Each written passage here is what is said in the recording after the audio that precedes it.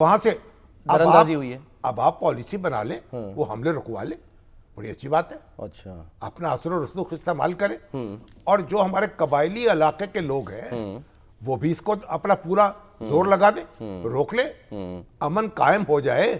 قبائلی بزرگ جو اکٹھے ہو کے اور سہیل آفریدی صاحب کی قیادت میں امن قائم کر دیں, ہم خوش, ہمارا خدا خوش. اس کا انہوں نے سر حل تو دے دیا نا. انہوں نے کہا ہے کہ جی آپ کہتے ہیں کہ خیبر پختونخوا میں دہشت گردی, اگر ایسے تو یہاں کی صوبائی حکومت, منتخب نمائندوں, لوکل گورنمنٹ اور قبائلی عوام کو اعتماد میں لینا ہوگا. بالکل ٹھیک ہے, لے لیں گے.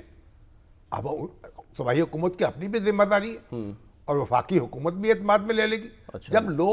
جب گولیاں چل رہی ہوں, جب لوگ مر رہے ہوں, جب جتھے حملہ آور ہو رہے ہوں, تو پھر آپ کا یعنی یہ تقریری مقابلے میں تو شریک نہیں ہو رہے نا آپ. بالکل, آپ کو تو پھر عملی اقدام کر کے دکھانا پڑے گا. ٹھیک ہے. اور جب ان کو حقائق سے پالا پڑے گا, جب ان کو اپنی لمیٹیشنز کا احساس ہوگا, اور جب لاشیں ان کے سامنے تڑپ رہی ہوں گی, تو پھر دیکھتے ہیں پھر کیا فیصلہ کریں گے وہ. سر پتہ نہیں ہے وہ فیصلہ کر سکیں گے یا نہیں, کیونکہ جو فیصلہ ریاست پاکستان نے کیا وہ کر کے دکھایا, اور اس کا اظہار جو ہے وہ D G I S P R صاحب نے